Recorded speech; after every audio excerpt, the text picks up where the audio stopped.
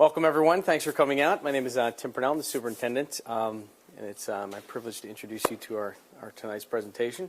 I love Thanksgiving. You know, it's a holiday that forces us to reflect, right? And well, at the top of my list is the fact that my mother is still with us. She was diagnosed with a rare aggressive cancer and told she would have 2 years, and now she's on 2.5. So that's at the top of my list. But another thing that's at the top is being able to serve this community. We have an outstanding school system, and we have teachers that genuinely care about your child, you know, that don't treat your child or your children as a number. However, tonight we will talk about how we use numbers to treat your child. A few years ago, when I met with the board at our retreat in this summer, we talked about some of the statistical test scores, standardized testing, and some concerns over those scores. And the board set into motion a plan, and we've recently named the program Assess, Analyze, and Achieve. And this is a plan to address some of the concerns of standardized testing. And the way we're doing that is with a paradigm shift of how we teach, a pedagogical shift. In other words, how we inform instruction. No longer do we teach the same to every child, but rather we use data to enhance our teaching strategies so that we can meet the individual needs of every child. And tonight you're going to learn how we're doing that and what resources are available for you to also assist your children at home. In cooperation with the program, we hired Mr. Tim Tehan, and he is our Academic Achievement Officer.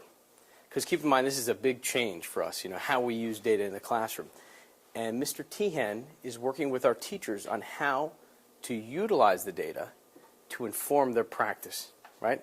So important that they are able to differentiate for the individual needs. So the hook tonight, to get you here, was to give you a copy of your child's achievement in these areas, so that when Mr. Tien is going over this, you could see how your child is doing and how we're using the information. Without further ado, I'd like to introduce Mr. Timothy Tien. Thank you. Wow, ovation and everything. Wow. Oh, wrong computer. To start off, just to give you a quick overview of the things that we're going to be covering tonight, there's basically 3 things that we're going to cover. The first one is the purpose of the meeting, which Dr. Purnell hit on already. The second we'll be reviewing the different types of data that are being used within the classrooms. You know, historically, people, when they think of data, they could think of tests or quizzes, but it's a lot more than that. So we're going to kind of enlighten you a little bit on all the different things that the teachers are doing. And then how can that information be used at home? Because that's a big part of this. We're looking for that parent-school connection. We're looking for the teachers to really be working with the parents, parents to be working with teachers. Because when the 2 groups come together, that's where we're going to be the most powerful. So that's our goal. I received an email today from a teacher, and I didn't have this in this morning, so you guys are benefiting from someone's email. And I thought this was a great little quote, especially in lieu of the whole Thanksgiving theme. And it said, there are 3 things to remember when teaching. Know your stuff. So it's really the teachers. They really have to know their stuff, which they do. And we've been working a lot on over the summer of creating curriculum maps that really will enhance everything that they do. Know whom you are stuffing, okay, which are our students. And it's really getting to know the students as individuals, not as a whole group, but as every individual, and what makes them tick, where their strengths are and where their weaknesses are. And then stuff them elegantly. So that's our goal, really, is to really stuff your children as much as we can. So kind of going with that Thanksgiving theme, so I threw it in there. So the purpose of today's meeting, as I said, our classrooms, really, we want them to be open books. There's nothing that we're doing that we're hiding. We want you to be informed. We want you to be involved in everything that we're doing. Once again, we want to form that teacher-family relationship, partnership. And in the past, when you looked at what things were for every student, especially when you look at the New Jersey Ask, everything has always been about being proficient or advanced proficient or partially proficient. Well, the whole mindset has changed within education. That's true, but they also mostly are interested in growth. Because not every child is proficient. Not every child is advanced proficient. You have some students that are actually below their grade level expectation. So it doesn't matter where the child is on the spectrum. We want every single child to grow. So that's our big focus, is growth. And then along with that, where in the past, when I went to school, maybe when some of you went to school, or maybe even when some of your older kids went to school, you would have a lot of worksheets coming home. You're going to see less and less of that as time goes on, because the teachers are changing how they're doing things. It's not just giving the same worksheet out to everyone. Now it's more of application of these concepts, seeing how the kids can apply it to different situations that they're presented with. Some of those things are being done on the computer, so there's a lot of technology that's being integrated.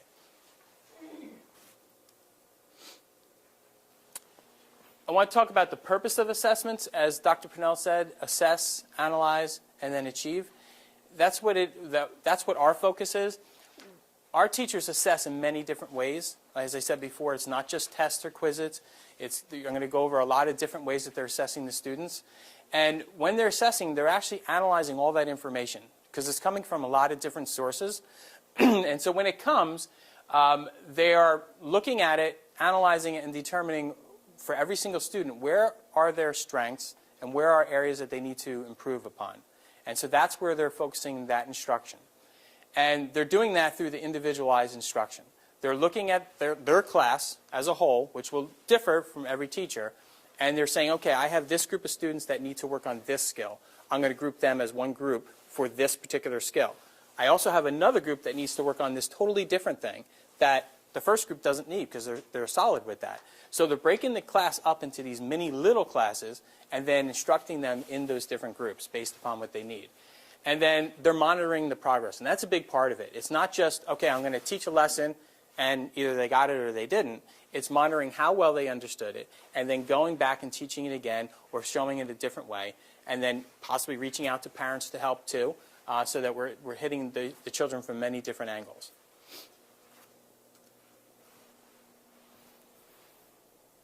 So the first type of data that we're going to talk about is really applicable to the K to 3. So if you have a child right now or last year even, that was in kindergarten all the way up to 3rd grade, your child in January of last year started to take something called Dibels. And you might not have even known about it. It's a very quick little assessment. Each assessment takes 1 minute.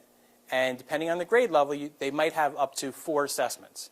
So the teacher will sit one-on-one with your child, and they'll give them this assessment. And like I said, for kindergarten this year, in September, they had 2.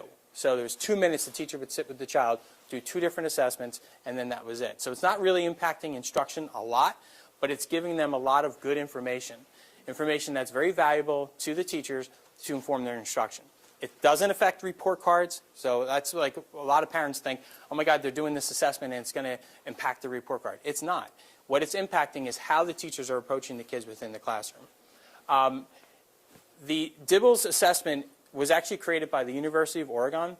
It's a norm reference assessment. It's been around for a long time. Many children have gone through it. So it is the University of Oregon, the researchers have looked at all that information, and based upon that, they've determined through all these years where children, what they consider a benchmark, or the level that they should be able to achieve in each year or each part of the year as they go through school within these different aspects of literacy. Now, when they're looking at that, they call these the big ideas of early literacy skills, meaning that if a child is benchmarked in these different areas, then when you project into the future, these children most likely will be established readers. And so they won't struggle as much with their literacy skills.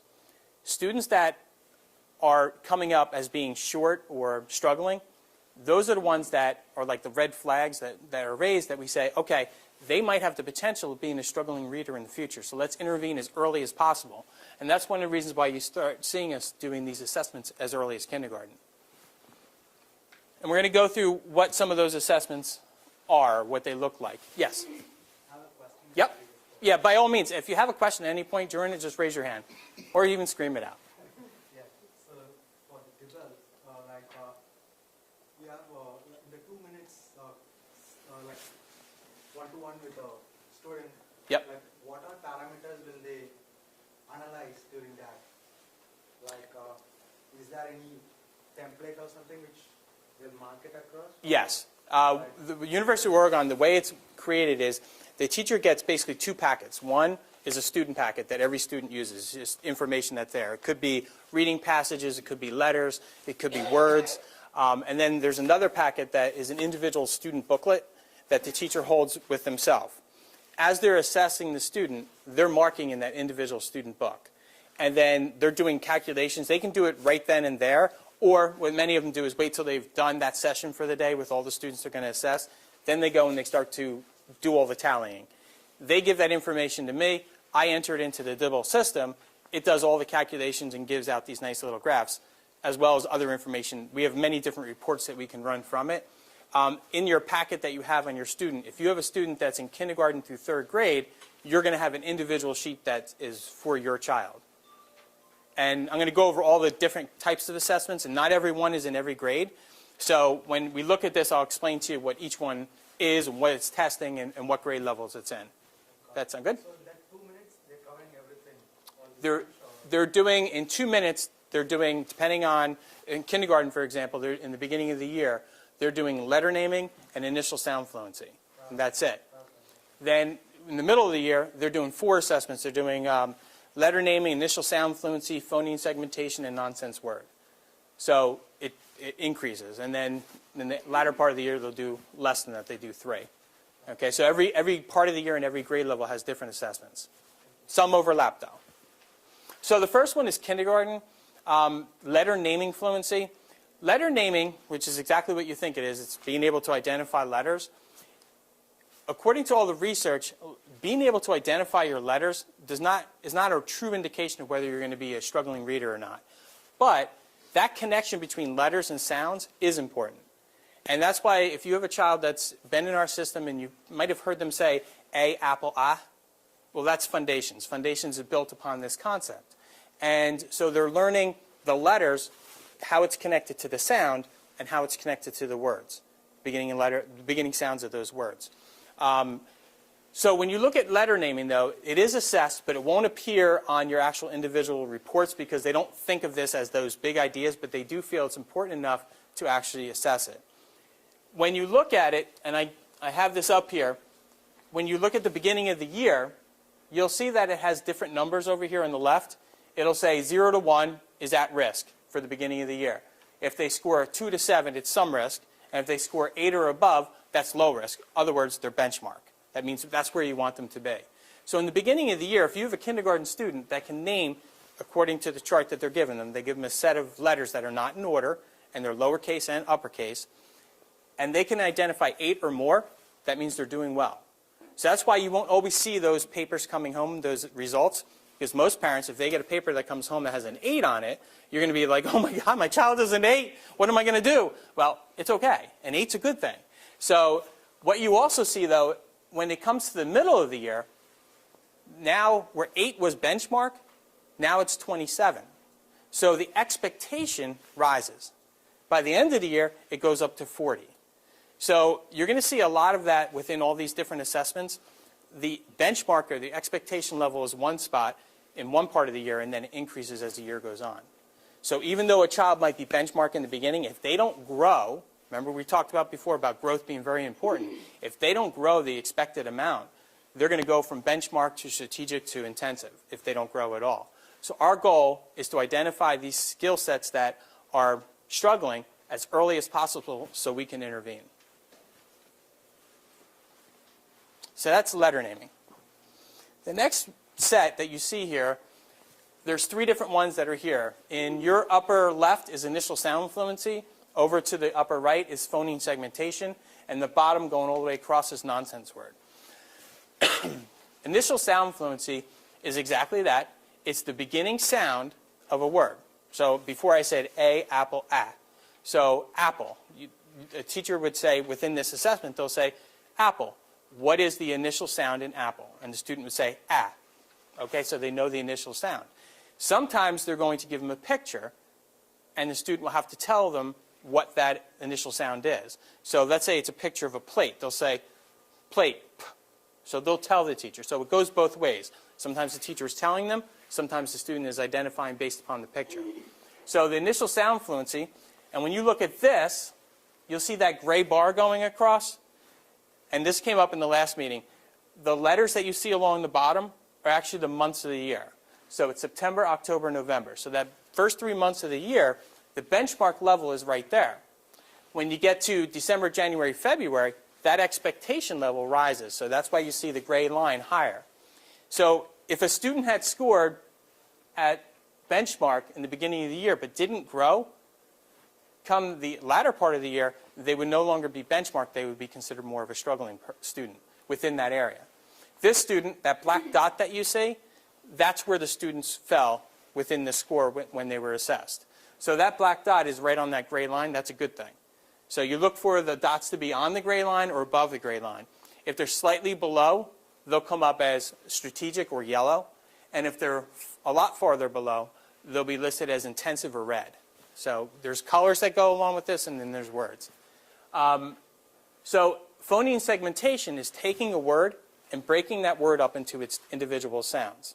So these are normal words that the student would be expected to be able to read.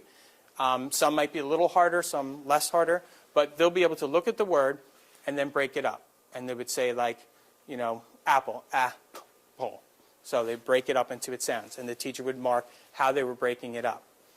Once again, you see the expectation level in December, January, and February is lower, but then in kindergarten for March, April, May, June, it's a lot higher, and that same expectation follows through all the way through first grade.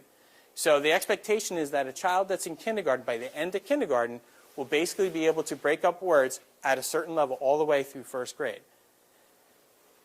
Nonsense word fluency is a little bit different. These are made-up words. These are words that the kids have not come in contact with, nor will they come in contact with because they're not real words. And you might say, well, why are you giving students words that aren't even real on an assessment? Well, if you think about yourself when you read, you come across words that you read that you might not be familiar with.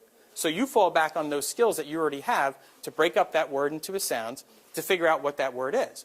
That's what this is mimicking. It's basically presenting students with words that if they were taking a text that was above their reading level, they'd be coming in contact with words that were unfamiliar with them.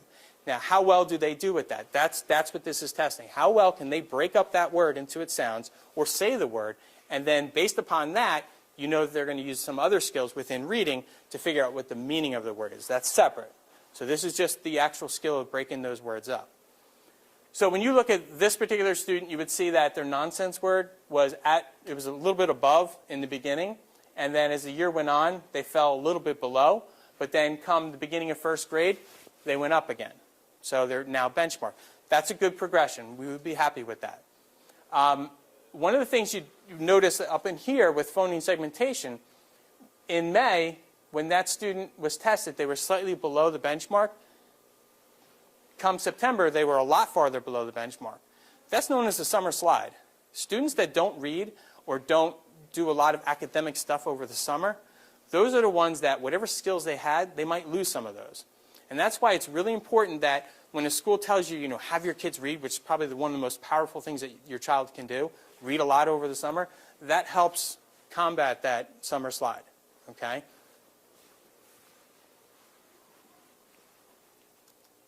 The next one is the oral reading fluency, and this is testing how well a student can take grade level reading material. So they're going to be given a grade level reading piece. They're going to read it. How fluently can they read all the words that are in that? This one does not, and I repeat that, it does not test comprehension. It can. There's a separate optional component within this that they could do a retell of it to test that comprehension. And I'm going to get into a second why we don't necessarily do that right now. But the oral reading fluency is, once again, testing the fluency of a student when they're reading grade level material. Now, some of you know that within the reading levels, your child may or may not be on grade level. That's what a running record is for, and we're going to talk about that. That's great. Some teachers have decided to do the comprehension part of it, and that's fine. It's the only reason why we're not making it mandatory, it's optional, is because every assessment that you put into place, it's that much more time away from instruction. And we know that comprehension is being addressed within the running record. So in a sense, if we do it here and do it in the running record, we're repeating that same assessment. The only difference is with the running record, it's done on the child's reading level as opposed to grade level. So if a child's reading below grade level, then they're going to be reading a piece on below grade level for running record, and the comprehension will be checked at that level. Whereas this is on grade level. So if they were already reading below grade level, this might be a struggle even for them to read it, number one. And number two, if they struggled to read it, they probably didn't comprehend it anyway. But some teachers are doing it because they want to do that side-by-side comparison. So that's why it's really considered optional. So moving on to the comprehension with reading. And as I said before, now we're moving away from Dibels and we're moving into reading levels. Every single grade level in Vanderveer, K to 5, is doing reading levels. And they're doing what they call Fontes and Pinnell, or as we like to say, F&P reading levels. In the middle school, they're starting to do the same thing. So if you have a student that's in the middle school, they're actually doing something called Lexile levels, which is, you can call it the big boy version of the F&P levels. Okay? It's using numbers instead of letters. You might see a number like 650 or 1250 or 1050. And now you're seeing letters A through Z for F&P levels. This little chart that you see here is very similar to what you saw on the report cards right at the top. It was the reading levels based upon the grade level. So kindergarten, most kindergarten students, if they're in an F&P level of A and B, that's a kindergarten reading level. If you're reading between C and I, that is a first grade reading level. And they go up through there. When they're doing, like I said before, when a teacher is sitting down doing a running record with a student, they're sitting there and giving them reading text that's at a variety of grade levels. So let's say I have a second grade student, comes into second grade, they're brand new to the district. I may talk to them for a minute to kind of gauge where they might be. I will give them a text. It might be below grade level because generally I might start there, or I might even start at grade level to see how well they do. If they struggle with it, then I know, after scoring it, that this is not their comfort level. They need to be at a different level. So I would alter it or change it to a different reading level. So let's say they're a second grade student, I start at J. They struggle with it. They don't meet the requirements. So I drop them down to maybe an H. And an H, they score the right way. And I say, okay, this is their instructional level or comfort level. Or, and there's two different ones, and I know Ms. McCooley will yell at me on this one, but there's two different levels. There's instructional, which is what the teachers will work with the students on. That is where the student's struggling a little bit with the reading, but we want struggling. Struggling is a good thing. The more you struggle, then the more that I know what you need to work on. And since I'm there with you, working with you, I can cause you to go up to that next level. And then you have the independent reading level. And that's really what, when a child comes home and you're going to pick out books for them or they're going to pick out books, you want to get their independent reading level. Because if you're not going to work with them and no one else is going to work with them, when they're just going to sit there and read on their own, you don't want them to be frustrated. You want them to be very comfortable in the reading. Because once again, the more they read, the better they're going to be. So if you need to, just reach out to your classroom teacher and say, what is my child's independent reading level, just so I know what books to get them. And then they'll let you know what that is. If your child picks up a book and you listen to them read and they seem to do pretty well with it, they don't seem to be struggling with the words, chances are that's a pretty good book for them. What you want to also factor in, like I said, it's the biggest part of it is, did they understand what they were reading? Comprehension is a big part of it. So it's not just, can they read every word that's in there? Can they read every word that's in there and understand what it's saying? You have a lot of students that can read everything. They have a huge sight vocabulary, but they don't understand what they're reading. So, they might be reading technically an S level, but they don't understand it. So their actual level might be more of a J. Okay, so there is a difference there. Comprehension's big. Did I stress comprehension enough? Very good. I There you go. For those parents that have students that are currently in 4th or 5th grade, you have on your sheets, if you have a current 4th grader, you have on your sheets New Jersey ASC scores. And I put on there, when they were in 3rd grade, they would have had language arts or ELA, and they would have had math. So you would have 2 scores. If your child's currently in 5th grade, you'll have 2 sets of scores. You'll have when they were in 3rd grade and when they were in 4th grade. 3rd grade, once again, ELA and math. 4th grade, they do ELA, math, and science. So you have 3 different scores within that.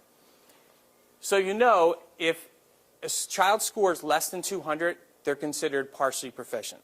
If they score between 200 and 250, they're considered proficient. 250 and above is advanced proficient. And what that really means is on grade level, slightly below grade level, and above grade level. That's an easier way of looking at it.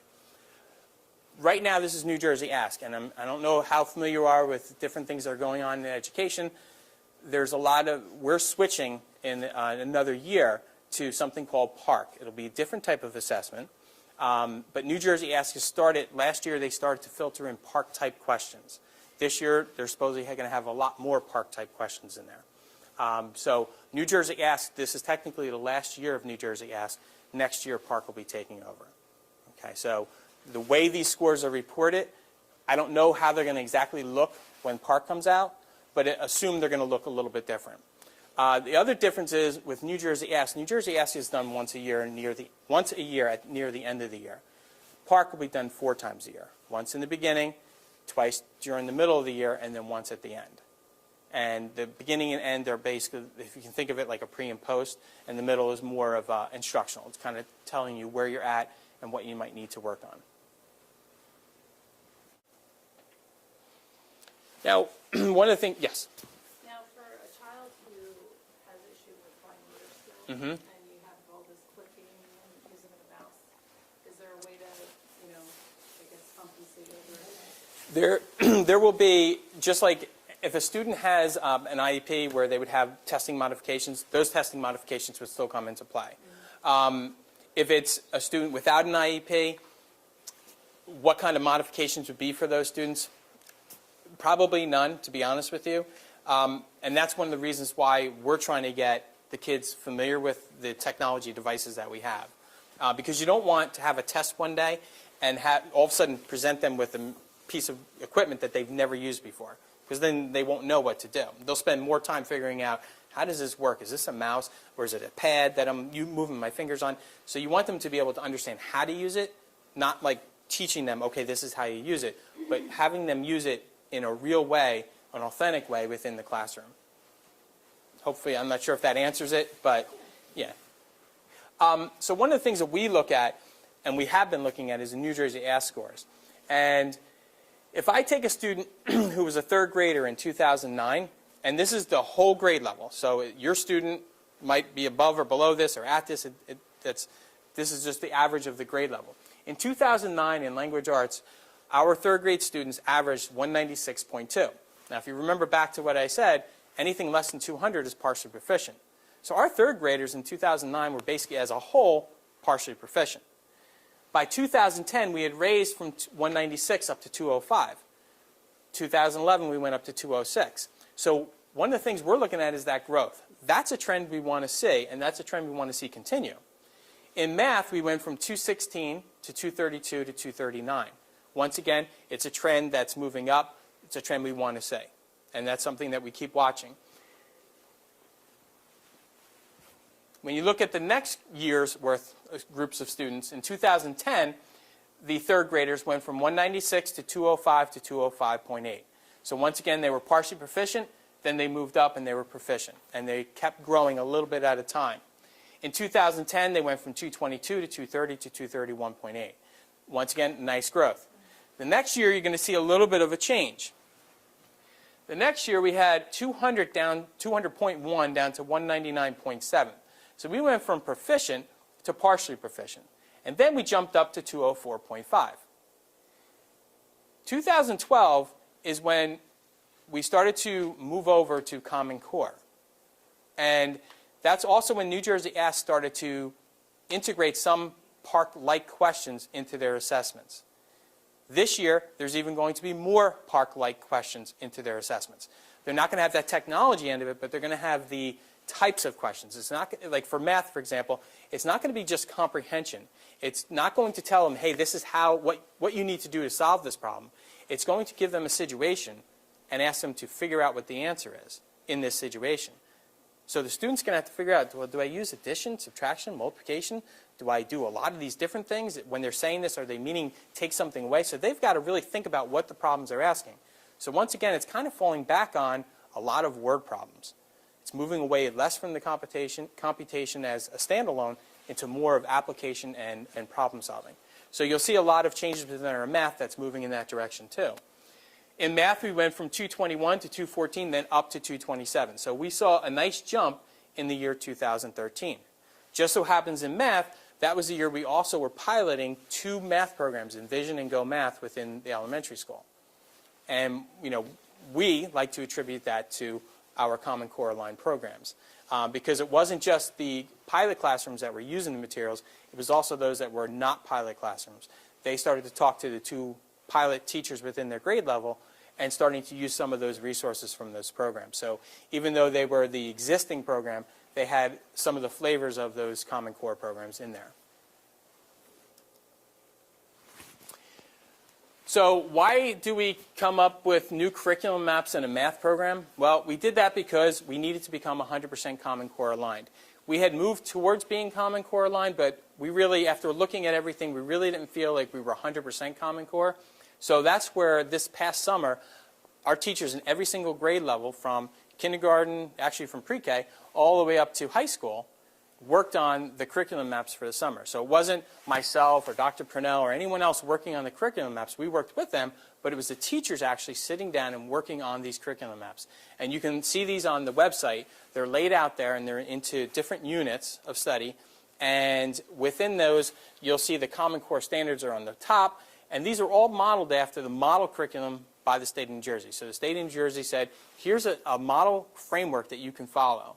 And that's what we used as our framework that we followed, but we put in all the things that we wanted to put in that we felt, meeting those standards, would reach our students, that would be meaningful to our students. And we want to also continue our improvement trend that we've seen on some of our slides that I just showed you.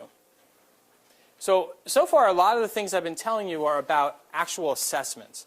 Well, now we're going to kind of get into the things that are not actual assessments. These are other things that we're doing. We're doing something called benchmarks, which are in language arts and math. They're in other subjects as well. But since your tested areas are language arts and math, that's why I put those 2 up there. These are basically used pre and post. It's beginning of the year and end of the year. But it's the same assessment. So what we've done is we've taken that end of the year assessment, what you expect the students to know by the end of the year, and given it to them in the very beginning of the year. So on the papers that you have, you might see something that says math benchmark or language arts benchmark, and you might see a score of like 25% or 50% or 30%. That's not cause for alarm because, remember, this is the material that they're expected to know by the end of the year. Why this is useful is, number one, we can see the progress that the students have made from the beginning of the year to the end of the year. Number two, we can look at the skills that are expected to be covered during the year and look at our entire class and say, okay, this group of students already know this concept. This group of students do not. So when I'm looking to make small groups within my class, I might not need to teach this concept in depth to this group of students. I might find that there's a concept that everybody knows. And then I might find a concept that nobody knows. So it's a way for me to look at my class and look at my year and say, okay, I don't need to spend a lot of time on this, but I know I'm going to need to spend a lot of time on this. So they can shift how they're teaching or what they're teaching, the length of time that they're teaching, so the kids understand the concepts better. And they're not wasting time learning something that they already know. So it's really teaching smarter. So I put down insight into areas already known. We're also doing something called on-demands. And what an on-demand is, for example, if it's a reading on demand, it would be a grade level reading passage with accompanying questions that the student is presented with. They read it, they answer those questions.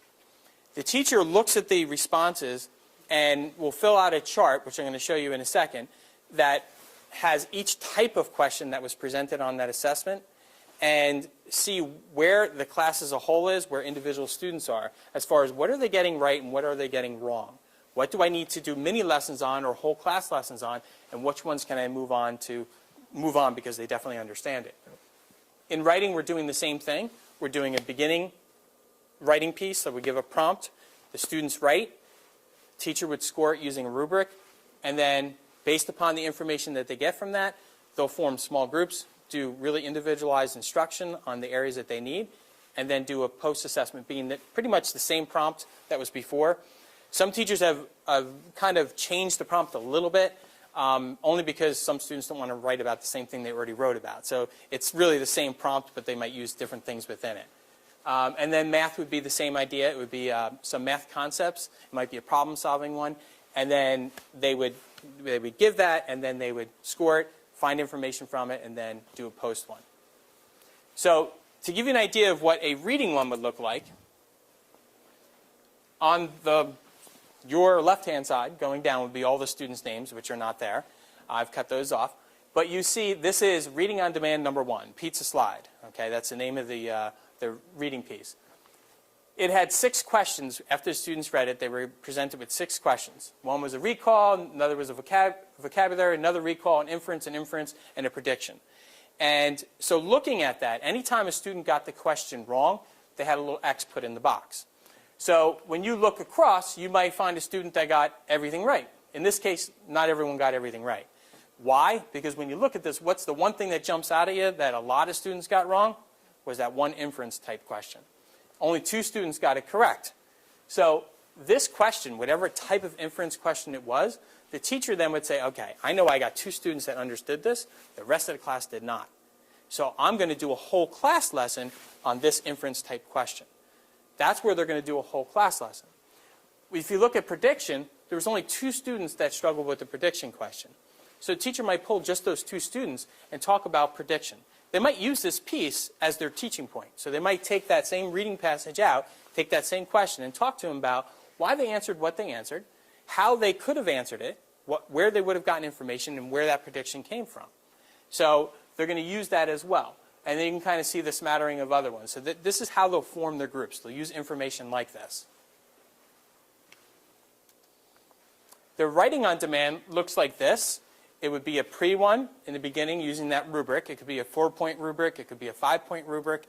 And when they do the writing passage, they'll score it. And within that, they might notice certain things for certain students that are struggling. They might say, okay, this one's having trouble with introductions. So I'm going to focus with this child or this group of children on introductions. Another one might be having trouble with transitions. So let me focus on that with that group. You may or may not see a change within the actual rubric number by the second writing passage, because it might not be enough to change the whole rubric. What you will see, though, hopefully, would be if I sat down with a child and I spent time teaching them openings, I would hope that even though the rubric score doesn't change, that their usage of openings has improved. Over time, this is writing prompt number 1. When I get to writing prompt number 5, I hope that these numbers start to increase. So we're looking for that growth over time. So we're looking for the small little growth that might not necessarily show up on that, but I'm also looking for bigger growths over time. Some of you might have numbers down there that are different than 1 through 4. Some grade levels have used rubrics that are like 2 numbers. They might be like a 1 and then like an 8, because they broke down the rubric into whole columns, but they also broke it down into subsets, because they wanted to be able to see even that little bit of growth that was going on. They wanted to have a number that was associated with it. So they could say, yes, they were at a 3/8, and they grew to a 3/10. So I saw a little bit of growth within one of those subsets. So that's how they're using the writing on demands. So should we contact the teacher to find out which rubric they use? You'll know by looking at it. It's either way, it's going to be a rubric. It's either going to be a 4-point or 5-point. Right. And even those other ones are the same thing. They are a 4 or 5-point. What they did was, though, if there's 6 sections within it, so let's say I take a 4-point rubric and I have 6 different sections that I'm looking at. If I'm a 1, I might be a 1, 1, 1, 1, 2, 1, 3, 1, 4, 1, 5, 1, 6, because they're basically given a sub-point for each one of the little categories that are within that one block. Other teachers are saying, okay, if they're a 1 in this, a 1 in this, a 1 in this, a 1 in this, and 1 in this, overall they're a 1. So that's just a different way of looking at it. I might have a 1, 1, 1, 1, and this one area I worked on it with the child, and they grew from a 1 to 2 within that, but overall there's still 5 of them are still a 1. That 1 they moved from a 1 to a 2. So instead of being a 1/6, they're now going to be a 1/7. If I use just the overall rubric, they would still be a 1. So some of them are just using it just to show that little bit of growth for themselves, so they know that what they're working on is working. They're also using checklists to go along with this. Some of them are using actual checklists where they'll say like openings, and they'll say, yes, Johnny has this, Susie has this, Mary still needs to work on this. So they're doing that as well. So that's why I said a lot of this stuff is not just, it's an assessment. There's a lot of other data that's coming into play here. Does that make sense? Yeah. Okay. Can I ask one more question? Yep, absolutely. Go right ahead. Will there be a transition to the PARC rubric? Well, right now, most of the rubrics are based upon the New Jersey Common Core one, the New Jersey Ask rubric that was used, but they've been modifying it. The reality is it really doesn't matter what rubric you're using, as long as the content that's within that, the weight that you're putting on it, is the same. And the teachers have developed it that way. And what I mean by that is you're more interested in writing, not necessarily with the spelling or the grammar. All of that comes into play. But when you're weighing it, it's more important, is a child able to get their ideas down? Are their ideas, do they flow? Do they make sense? Are they connected to the initial prompts? Or are they so far off topic it's not even funny? Because remember, if you take a New Jersey Ask or a PARC, that writing piece that they're doing is like a rough draft. It's their first writing piece. So you're not necessarily going to have all that spelling and punctuation won't all be perfect. Would you like it? Sure, you would like it, and that's a skill that you'll work on. But if a child has perfect penmanship, perfect spelling, perfect punctuation, but it doesn't say anything and it doesn't answer the question, how well did they really write? They really didn't write well at all. So our main focus would be on that content that's within that, and then on all the other stuff that goes along with it. Since PARC would mirror that assessing the Common Core, the hope is that that's going to mirror, the rubric would mirror what we use for Common Core. The hope. Yeah. We can't predict, though. When they actually come out with one that they're suggesting that we would use, we would start to look at that. Once again, we might not use it exactly as they have it because, once again, you look at the content that's within that, and you also look at the grade level because the wording of the rubric might not be student-friendly. So you have to word it in a way that students understand. And that's, I can tell you from my other district, for our younger students, we actually used different like smiley faces. And it was, along with the smiley faces, they had some terminology that went with it. They said, it'd be like a sad face and say, I have no idea what I'm doing. The next one would be, I sort of get it. The next one would be more of a smile and it says, I get it. And the next one might be with a little light bulb over their head and say, I get it so much I can teach somebody else. So that's a really child-friendly rubric that's assessing whether they understand a concept or not. Because rubrics can be used many different ways, not just in writing, can be used in many different ways. And that was one of the rubrics that we were using within the school. Writing, once again, you can make it very child-friendly. You can say, do my ideas flow? Are my ideas connected? As opposed to some of the other things that you'll read within some of these rubrics.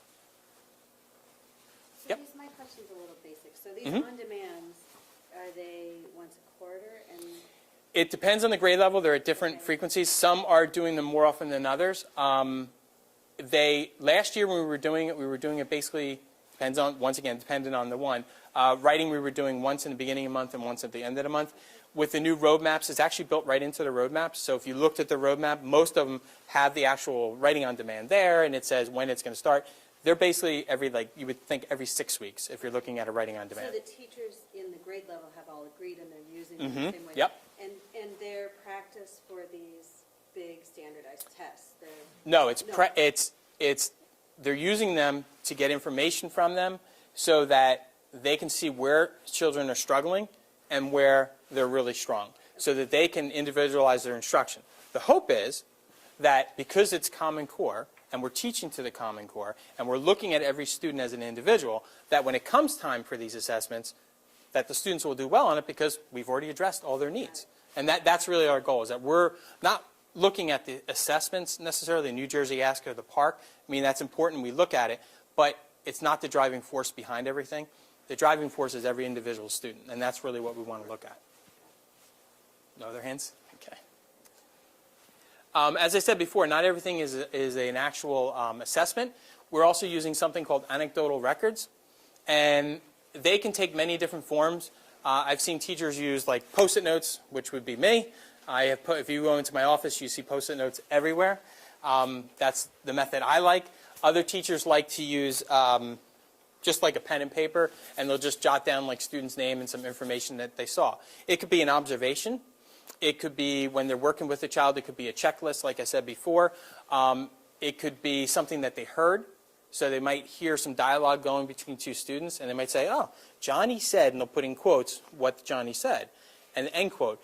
That information is telling for them. It tells them, number one, how well do they understand concepts? How well are they able to teach it to someone else or explain it to someone else? They can bring in their behaviors. If they see that every time somebody's in a group, they have a hard time working with other students, that might give them some other things that they might need to put in as an intervention into place so that they can address those needs, because they're not going to grow academically if they have these behavioral issues that are impacting it. So they're looking really at the child as a whole, and they're recording information based upon that.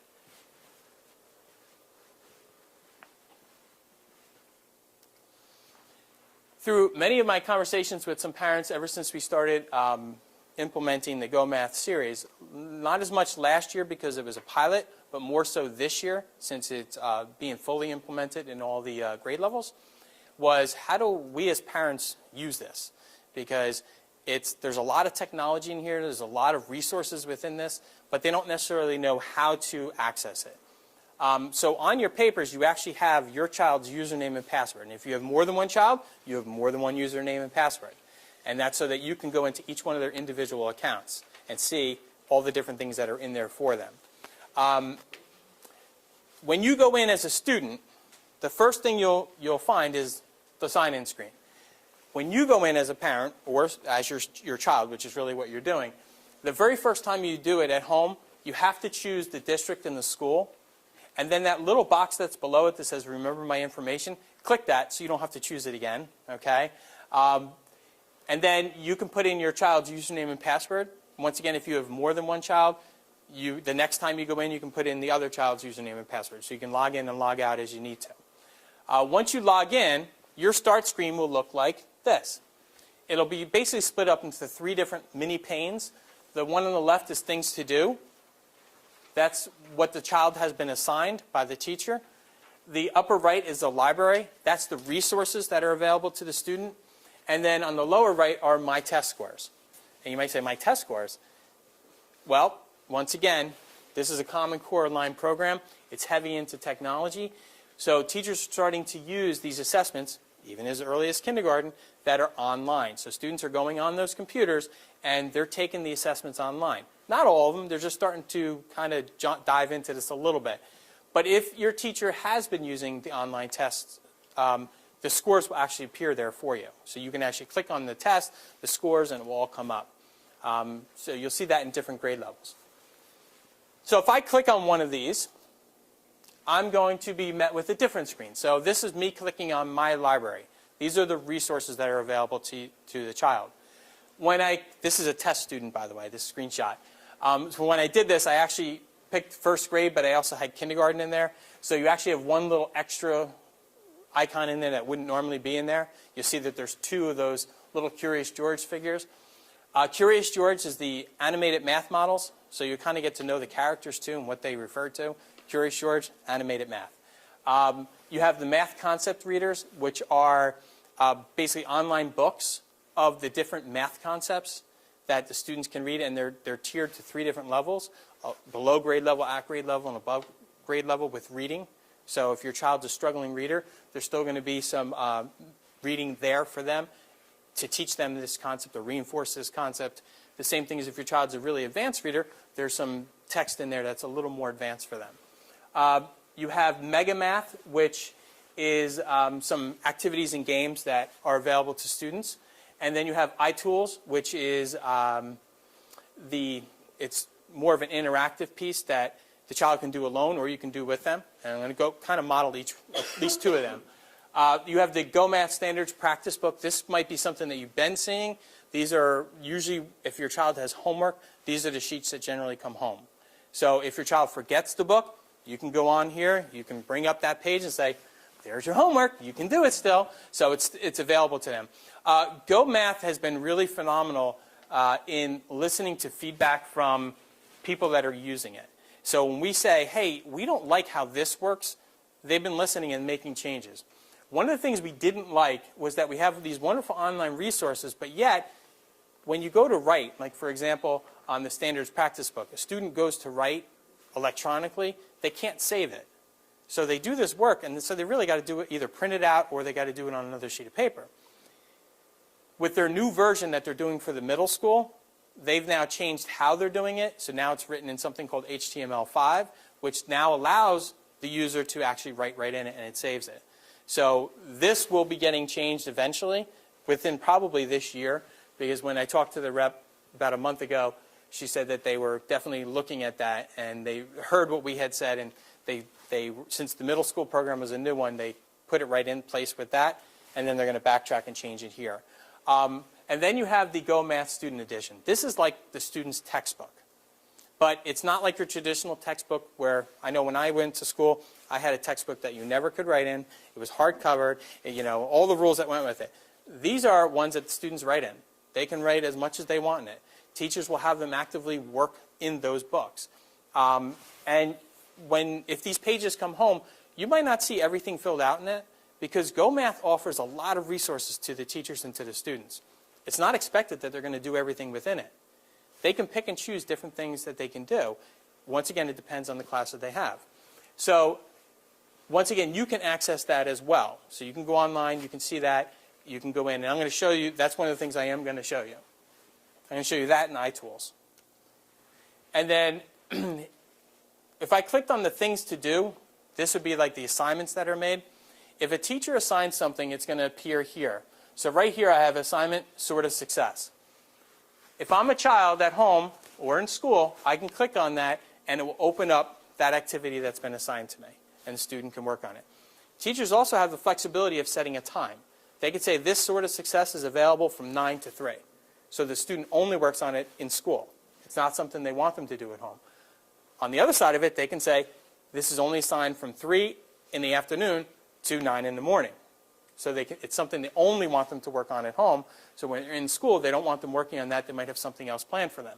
So they can kind of control when the child has access to it. So if you're at home and you click on it and it says, sorry, not available right now, that's why. The teacher might not want the student working on it at that time.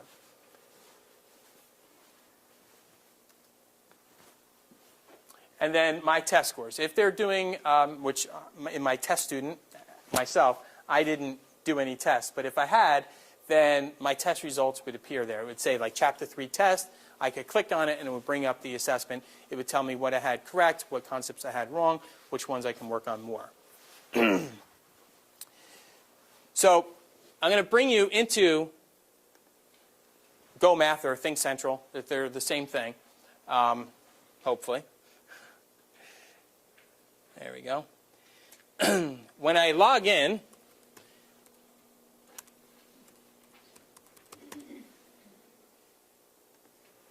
once again, I'm met with my things to do and my resource library. If I go to my resource library and I go into my student edition, it brings up an electronic version of that student textbook. It has a table of contents up in the upper left-hand corner. I click on that. You'll see all the different chapters, and I can, at the bottom, I can scroll by page over here. So let me see if I'm in Chapter 2 and I want to go down to Lesson 1. It brings up the page. Now, if you look up in the upper right-hand corner, there's 2 icons up here. There's 3, but this is a different one. This is Animated Math, and this is iTools. So if I click on Animated Math, it brings up the Animated Math that's connected to this chapter, this lesson. So as a parent at home, if I don't understand the concept, or I don't know how they're teaching it at school and I want to know, or I want to sit down with my child at home and work with them one-on-one on this concept, I can click on this and it's an interactive video. So it's not just a video, it's actually interactive.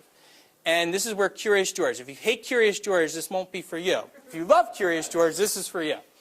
And so Curious George comes out. George has some stuffed toys. George takes a teddy bear from the toy box. In this lesson, you will model separating. So it tells them exactly what they're going to be doing. And then when that page is done, I would click the little arrow to go on to the next one. Here are 5 cubes. Click the cube to subtract 3. So it's telling me what to do. And since it's interactive, I can click the 2 cubes just like they told me, 2, 3. and it will walk me through it. There'll be times within this that they'll ask them to drag numbers into a box. There'll be times that it'll ask them to type in numbers. It'll be times that they'll ask them to create their own problem. So depending on the concept that's being presented, there'll be a lot of different opportunities for the student to practice this concept. And it walks them through the process. And it gives it to them in this type of format. So it doesn't matter if they're a solid reader or not a solid reader, they'll be able to do this.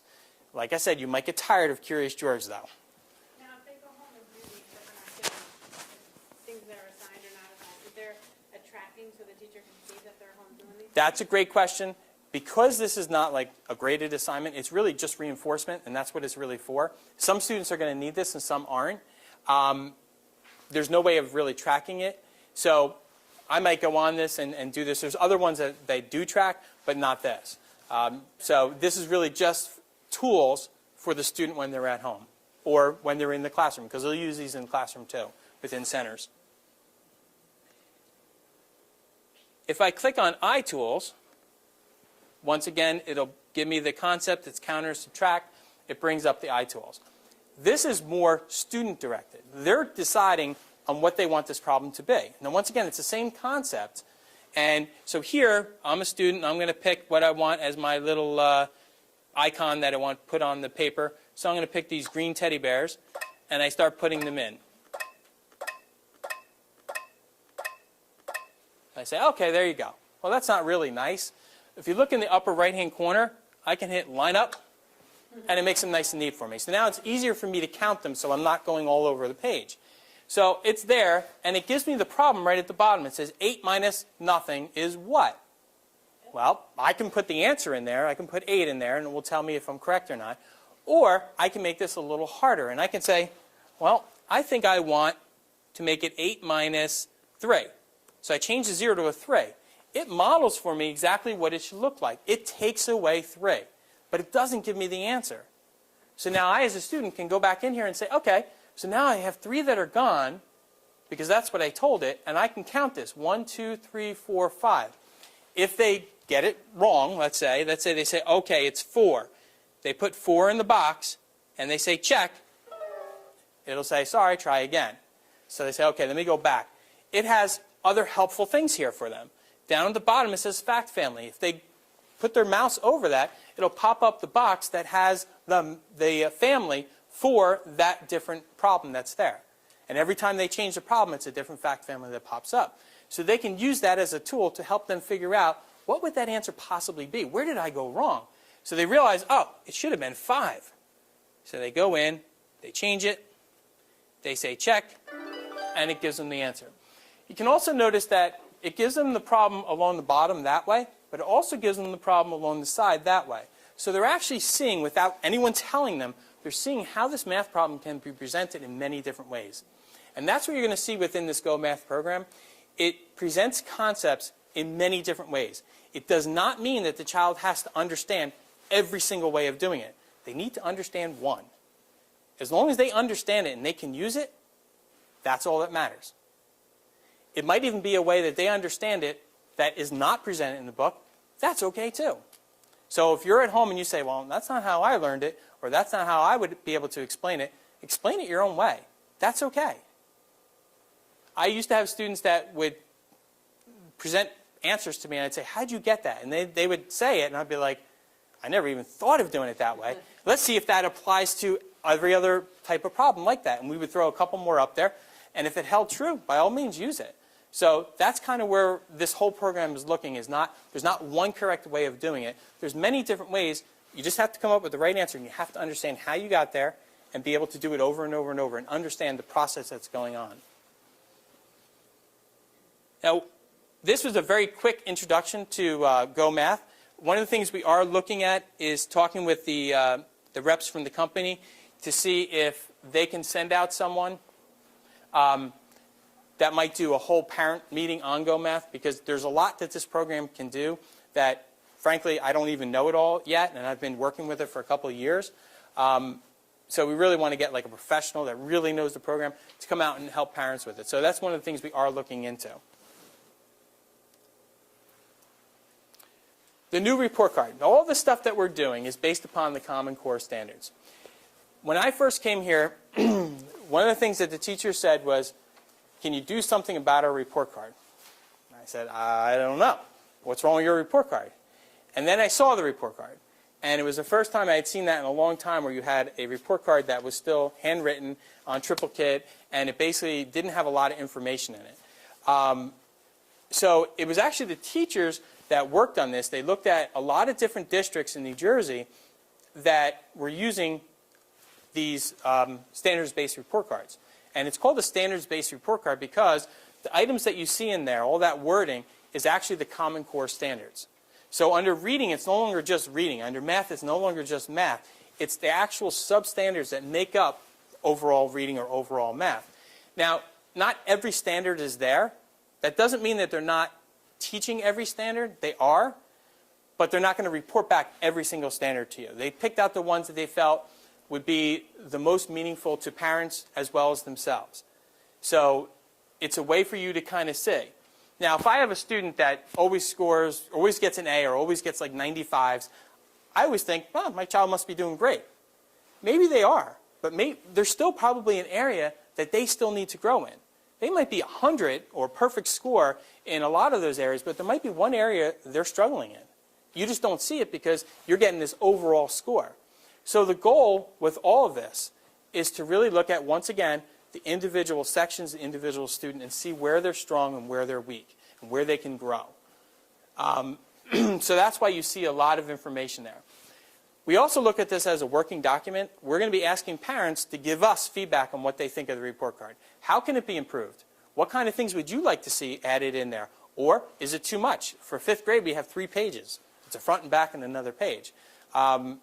So, you know, is there something that we can take out that you don't find necessarily helpful or useful in any way? We're open to suggestions. That's what it's all about. The teachers are also going to be doing that because they created it. Now they've used it for the first time. Now they're going to go back and look at it and possibly change it. Won't be for this year, but we're going to get all that feedback during this year and then, you know, look at how we might improve it based upon everyone's feedback.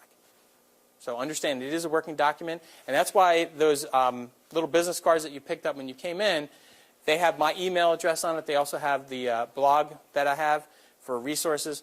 Feel free to email me and say, you know, Tim, I think, you know, we'd like to see this change on the report card. We are going to send out like a survey, but if you feel that need that you need to make sure that I get it, by all means email it. That's definitely a good way of doing it. As Dr. Pinnell started off, he said that our philosophy or our program is called Assess, Analyze, and Achieve. And that's really what it is all about. It's assessing using many different modalities, many different ways of looking at a student. And then analyzing it and then making sure that they're growing. They're achieving the best that they can achieve. One of the things that, since we're looking for this parent-teacher partnership, one of the things I feel is really important is that we give you resources. Just like I'm giving teachers resources, I want to give parents resources. And so the blog that I created, and it's not beautiful, it needs to be improved. I have stuff up there that is easy to read, but I want to improve it, make it easier to read.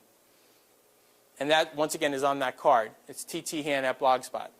And I didn't do this before, but the reading on demands that we were talking about before, some of the teachers in 2nd grade had decided that they really wanted to expose the kids to take an assessment like that, a reading assessment online. So they asked me to help them, and we created some online assessments. And I'll just click on it. This is one of the ones that they have. When they click on it, the student will be presented with the title of the story, in this case it's Helping Out, and a set of questions. And then it has some open-ended questions at the bottom. So they're getting a mixture of some multiple choice, but they're also getting open-ended.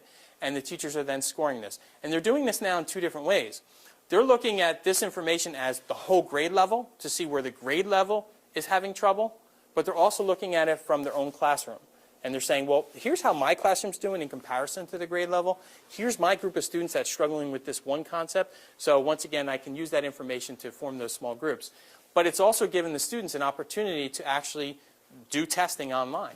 And we're using a software, well, it's called a script, that goes along with this called Flubberoo. And it actually will go through and sort of grade it, not the open-ended, but it grades the multiple choice. So our teachers are getting a lot more experience with this as well. This same thing is also being done in the middle school and the high school. So this concept that I actually started in the middle school, I had one teacher that came to me and said, I'm creating these assessments online, and I'm using a Google form. She goes, but I got to go and grade it. Is there another way of doing this? And that's where I found Flubberoo, and we kind of went from there, and then we shared it with the high school, and we also shared it with Vanderveer. So now everyone's starting to take off with this. So this grade level asked me to put them on my blog so that it was there, so it was easier for the kids just to go there and take the assessment. So that, just to give you an example, that's one of the things that's up there. Here I'm starting to put an assortment of iPad apps, iPhone apps, that you can download or the teachers can download. And these are some suggestions based upon other districts that I've talked to, teachers within this district that are using these. So these are a whole assortment to hit different areas. My goal will be to organize this by grade level, or at the very least by concepts, so that they're easier to navigate and understand what they're going to be applying to. But there are little write-ups next to each one of them, so you can kind of read it and say, okay, I know what that's for. As you go down, you also see information that are resources for many different areas within reading. If you look at the first one, it says instructing based upon Dibels results. It gives you a lot of ideas based upon the Dibels results that you have in front of you of things that a teacher can do in the classroom, but also that you can do at home. If you keep scrolling down, there's by grade level. This is better organized. Kindergarten and first grade, and then you'll see the different concepts. So if I click on something, like high-frequency words, it'll open up this page that has an actual set of activities for me, or for my students to do. And it's cutting off part of it, but normally it doesn't. But it has all these activities. It explains the activity. And if there's any kind of sheets that go along with it, could be a worksheet, could be an activity sheet, it'll also have it there. So you can actually use these at home, print them out, and work with your child at home. Or the child can do it independently. Or if you have a sibling, or they have a sibling, they can work with their sibling on it as well. So just another resource that's there. I'm looking to expand these resources. So you as a parent, if you have websites, if you have iPad apps, if you have different places or different resources that you feel maybe have benefited your child that might benefit others, once again, send it to me. Email it to me, give me a call, and then I will include that information on here as well for everyone else. So it's a nice way for, it's kind of like a one-stop shopping. If we can really expand this, it would be for everyone.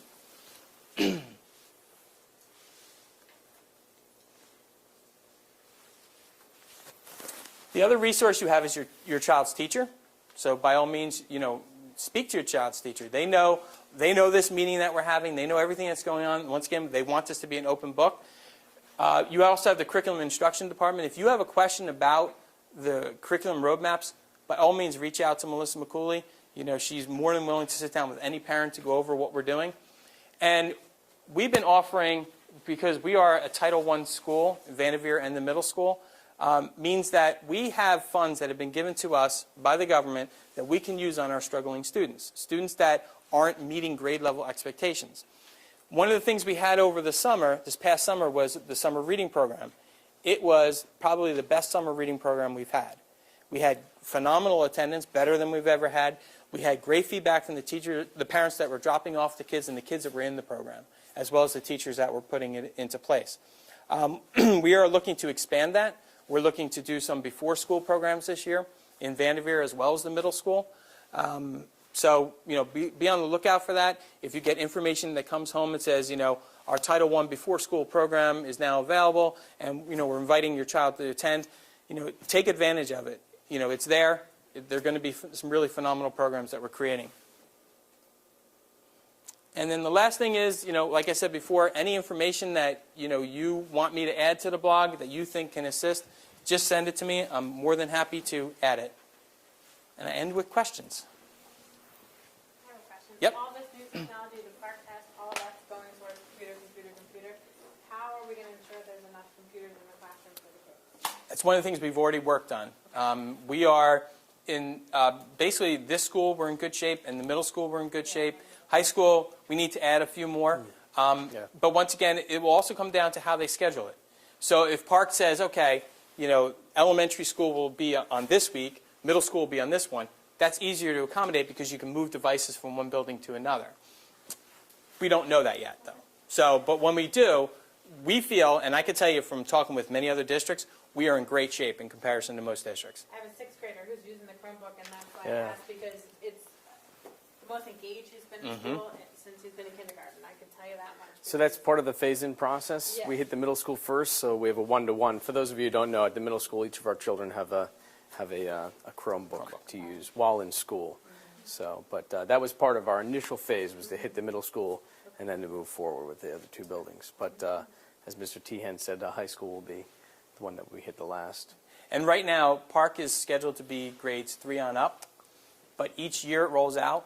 The plan is that the following year it would be 2nd grade would be included, then the following year 1st grade, and then the following year kindergarten. So eventually we'll have K all the way on up, testing using the Park. The new report cards, they don't really have, there's no longer A, B, C, D. Correct. Right? So can you just talk a little bit about what's Sure. different? They're letters. In other districts, they've used numbers like 1, 2, 3, 4. Somerville decided, the teachers decided they wanted to use EMAD, which means exceeding expectations. Which, if you think of it as grade level, they're beyond grade level, consistently beyond grade level in what they're doing. M means meeting, which means they're basically doing exactly what you'd want them to do to meet all those grade level expectations. A means approaching. That can come in 2 different forms. One, it could be they're still teaching the concept, so therefore the student might not have all the concept yet, been exposed to it, so you can't say that they've mastered it yet, that they're still approaching understanding it. And then EMAD. Basically, they're struggling. They need extra assistance in order to kind of approach and then eventually meet the expectation. Good. It's just difficult for the approaching, because I saw that, and not knowing, I guess, what the teacher's teaching, Right. it's hard to understand whether they're actually approaching it because they just don't understand it yet, or because it's still being taught. Right. You know what I mean? So from our Yeah, perspective, In the first marking period, you can expect that most of that are approaching are because they haven't taught the full concept yet. okay. Ideally, we would like to go to a trimester because it gives you a longer time period before a report card comes out. And it makes more sense because you cover more of the content. But we felt that as a group, we said, you know what, everyone's been used to quarters. We're not changing the report card and changing the frequency that it's happening. So we stuck with the quarters. You'll see it more letters, more beyond A if we were to go to trimester, because you'd have a longer time period where the teachers would be, working with the students and going through those concepts. One of the things that you should see, though, is with these Common Core standards, prior you might have seen a standard that just said addition. Now it's addition and subtraction. So they're putting 2 concepts together because you should be able to do both. And so that's why it might also be approaching. They might have hit addition, but they really haven't hit the subtraction part yet. And they haven't blended the 2 together. But that's So- good feedback to us Yep. that parents are confused as to whether the concept has been covered or not. So that's good. We need feedback. Yep, as much and that's as we kind can. of the things that we're looking for. Yeah. It really is. That was one of my questions when I had the report card was, okay, if you haven't taught the whole standard, have you taught 5% of the standard, 25%, are we 85%?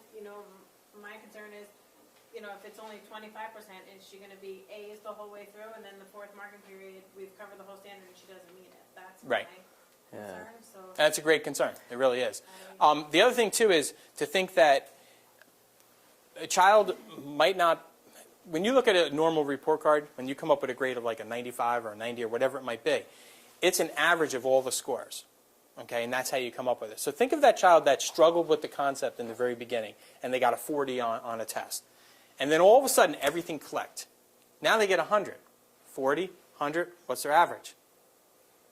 Are they going to have a hard time getting that score up? Even though now they can hit that same concept over and over and over and get 100, That's where the report card's better, because it's looking at that and saying, you know what, this child's no longer just, they might have been approaching, but now not only have they mastered it, they might actually be exceeding it.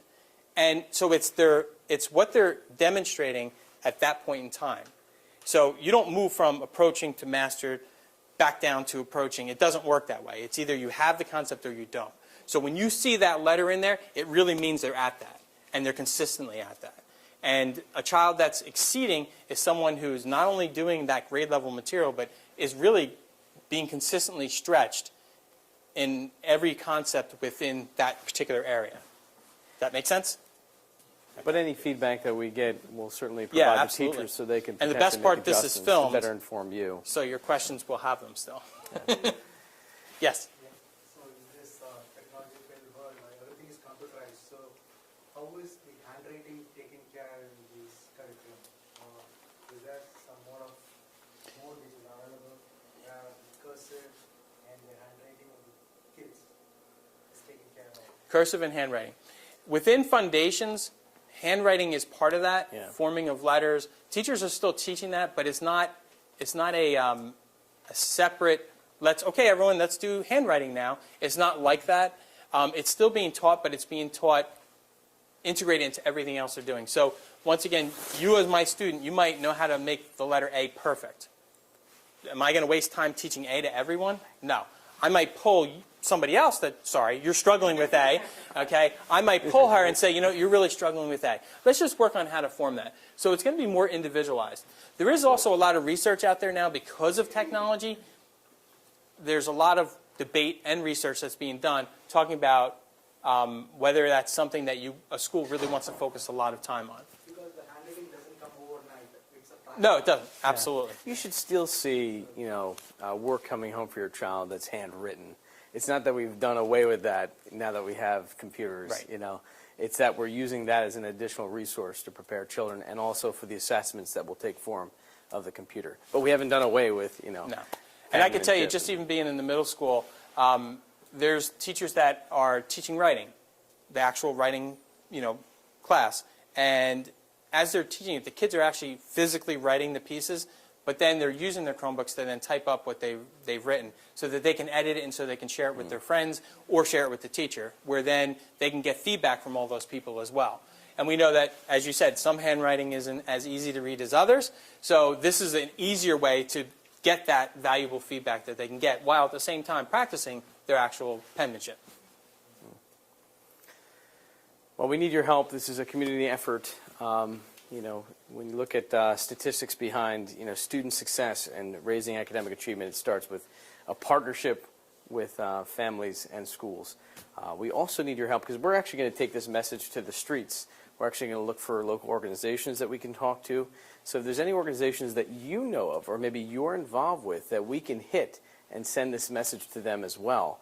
We're looking for a larger audience. We're looking for community partnerships. So please let us know. It's a joint effort. So. And if there's any parents that you know that couldn't make it today or tonight, you know, we're going to post, that's why Corey was filming us. We're going to post this online. All the paperwork that you had, we're going to be sending these out to parents too. So those parents that you know that weren't able to make it, let them know that there's going to be something coming home, that this same presentation is going to be posted for them to view. And once again, you know, I'm looking for that feedback. If they want to reach out and meet with me separately, you know, to go over some things that they weren't clear on with the video, I'm more than happy to do that. Thanks. I'd like to thank Mr. Tien for your Thank you. presentation. You guys are very Thank you nice for coming. clapping and Thank you everything. very much, everyone, for coming. Thank you. Enjoy your evening.